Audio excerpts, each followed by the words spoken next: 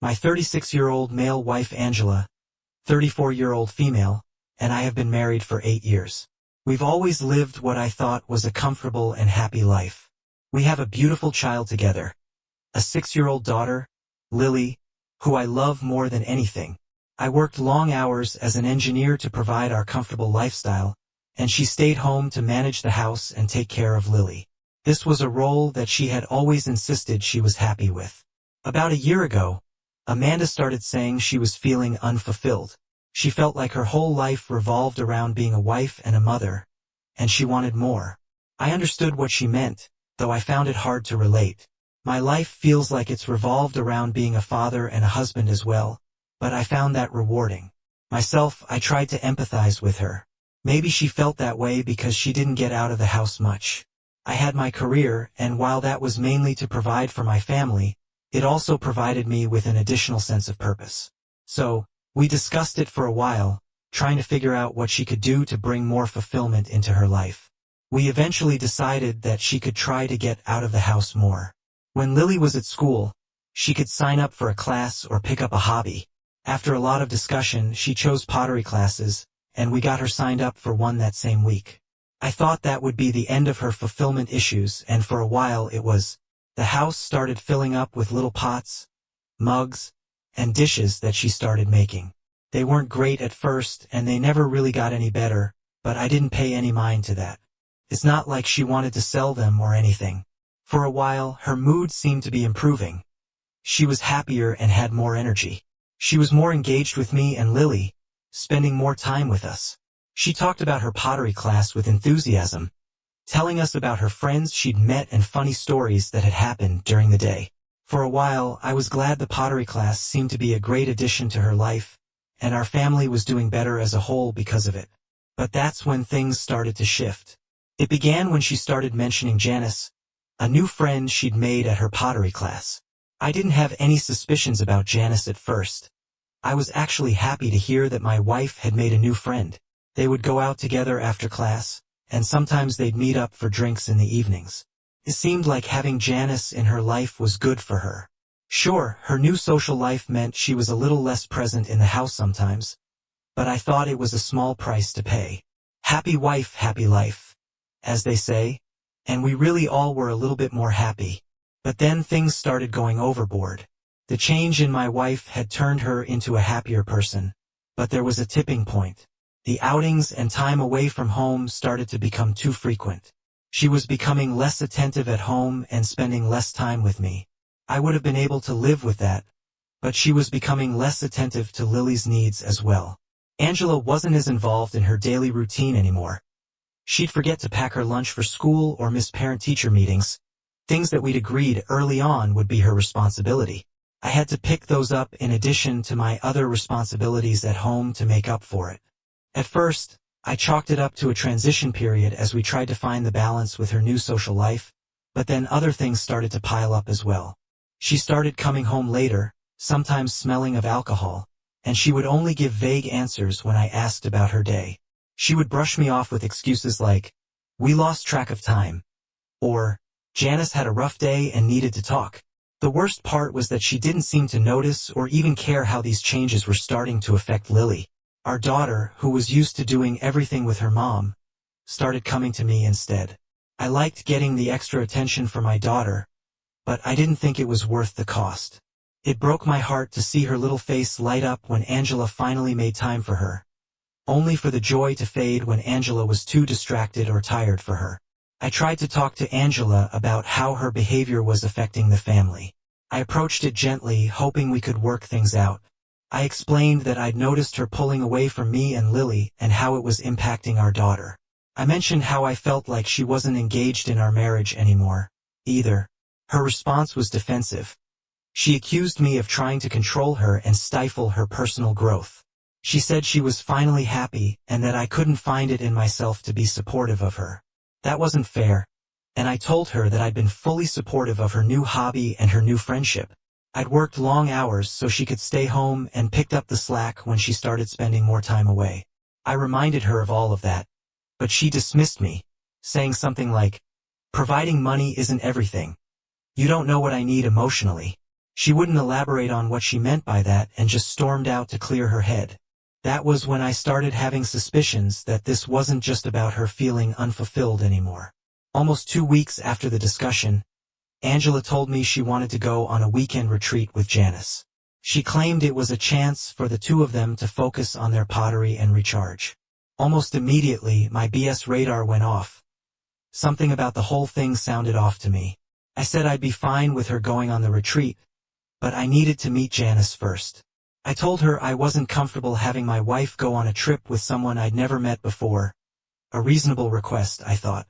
Angela didn't see it that way. She started by making excuses, saying Janice didn't like meeting new people and that she was shy. That was the point when I was convinced that she was lying to me. I suspected that there was no weekend retreat with Janice. I started to doubt that there was even a Janice at all. I'm not the type to snoop through my wife's phone, but I felt I had probable cause. It's not a violation of trust if the trust is already being broken, so I did some investigating. I didn't argue with her about the retreat anymore. I just let her pack her things and get ready for her trip. One evening while she was busy, I grabbed her phone and went through it. She'd been extra protective of her phone recently, but I think she let her guard down in all the chaos of packing. Sure enough, there was no retreat with Janice. I couldn't even find a Janice in her phone. Instead, what caught my eye was a message thread with a contact that was just saved as B. What I saw broke my heart right from the start. It was clear that she was cheating on me with this guy Brian. Scrolling all the way up, it looked like she'd started texting him just a few weeks after she started her pottery class. The messages were flirty right from the beginning, and after a month of texting, it was clear they'd slept together. I couldn't believe what I was seeing. I'd been paying for these pottery classes, picking up the slack in our home, watching her slowly neglect me and our daughter, just for her to have an affair. I was madder than I'd ever been in our 8 years of marriage. I kept calm, took screenshots of everything, and emailed them to myself as evidence. Then I went into the room where my wife was trying to pack out which bras to pack. The moment that thought came to mind, the words left my lips, trying to decide which one Brian would like more. She snapped around to look at me where I was standing in the doorway with her phone in my hand. I didn't expect what she said next. She shouted in disbelief that I'd gone through her phone and invaded her privacy. I was so stunned that she went on for a few seconds before I shut that down. I told her she wasn't going to flip it on me. I said her privacy didn't entitle her to betray her husband and neglect her daughter. She got up and yelled that I was making it about me. She said that nobody in the family cared about her happiness or the sacrifices that she made, and that she was finally taking it into her own hands. I brought up everything we had done to make her feel more fulfilled, all the changes that the family had gone through for her benefit. She threw that back in my face and said that I had whined and complained the whole time. That wasn't true no matter how you looked at it. I'd been fully supportive and only tried to change things when she started to neglect Lily. At this point, she was starting to raise her voice, and I tried to tell her to keep it down so she wouldn't wake our daughter. She flipped out on me and said that I was putting Lily's needs over her own again, and that her own happiness should come first. At that moment, Lily walked into the room looking frightened. She asked why we were shouting at each other. My heart broke, but I rushed over to her side, knelt down, and told her that we were just talking and that I'd be in her room soon to tuck her back in. Angela didn't say a word. She just watched us silently. Lily nodded and left, but she didn't seem fully at ease. That just made me mad at Angela. Lily didn't deserve this. When I was sure she was out of earshot, I turned back to Angela and kept my voice low. I asked her if she could see what she was doing to our family and who she was hurting. I said Lily deserved better than a mother who was more concerned with sneaking off with her lover than being there for her child. Angela started sobbing, saying that she'd been so unhappy as a housewife, and she was just looking for a way to feel alive again. She said I had my career and she needed to put her own happiness first too. I pointed out that my career wasn't me putting my happiness first. It was how I put the needs of the family ahead of my own. I said she destroyed all of our lives because she was bored, and things would never be the same again. She kept crying and offered all sorts of solutions. She'd ditch Brian, we could go to therapy, and she would quit her pottery class. None of those would solve anything. Nothing can fix this as far as I'm concerned. She's still in the bedroom crying, and I'm calling my brother to see if Lily and I can stay the night. I might update this in the morning when I know what to do next. Wow, the audacity to cry about her happiness while neglecting her own child. She's got the gall to act like she's the only one who's ever sacrificed anything, while you've been out there pulling double duty as breadwinner and backup parent. But hey, at least now you've got all the evidence saved. Get Lily out of there and give her the stability Angela clearly isn't capable of offering. The next morning, my mind was still in disarray, but I had some clarity. My priority was protecting Lily and making sure she was safe from any of the chaos. Lily and I had slept over at my brother's house the night before. Angela hadn't wanted to let me take her out of the house, but I wasn't going to leave her alone with her mom. I threatened her and told her that I'd tell her parents about what was going on if she tried to stop me.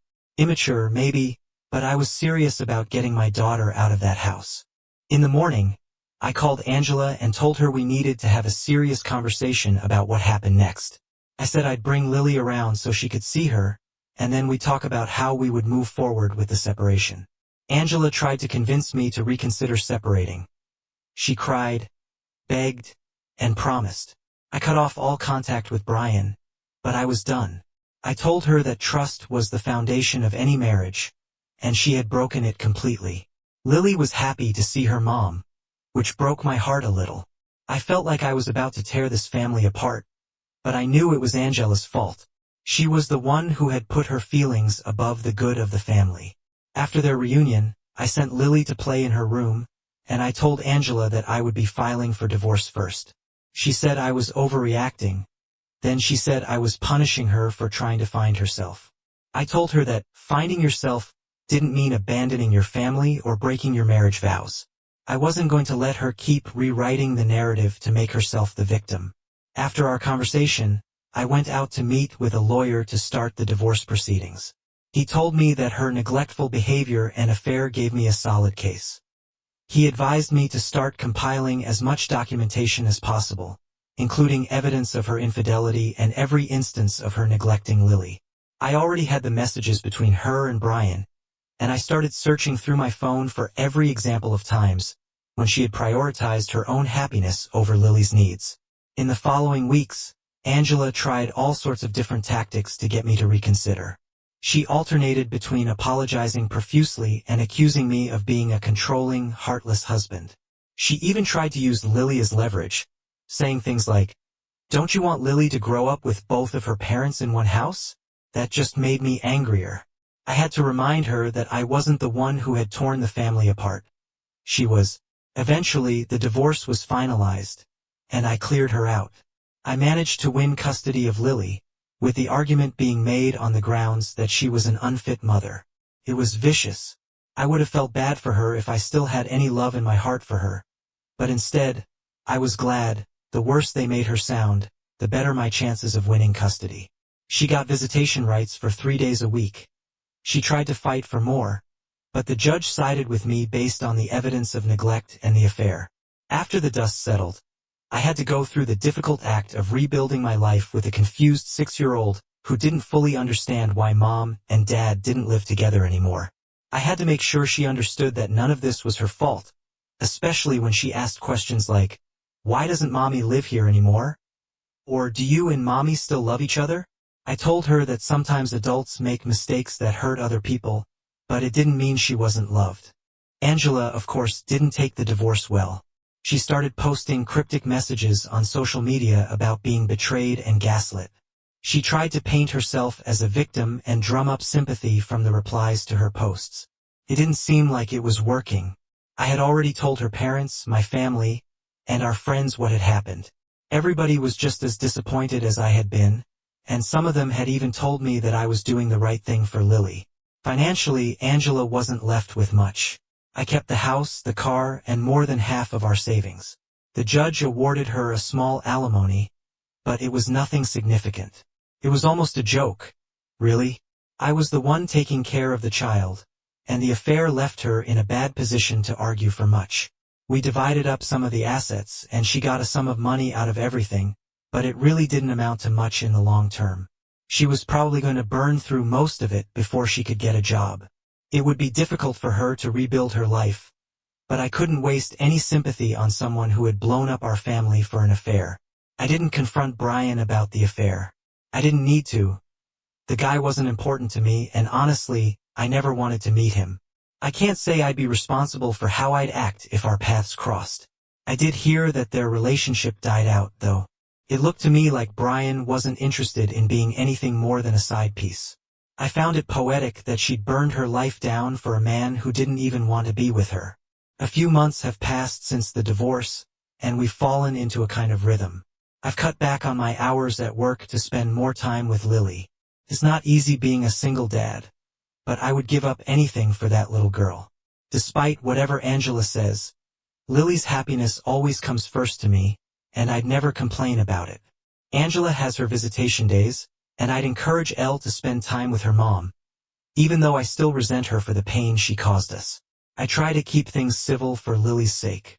I understand that she still loves her mom, even though I no longer do, and I don't want to do anything that could stunt her emotional development. Looking back, I don't regret how things ended. Angela insisted her happiness came first, and I gave her the freedom she desired. It had been painful, but I did what I had to do for the good of my daughter.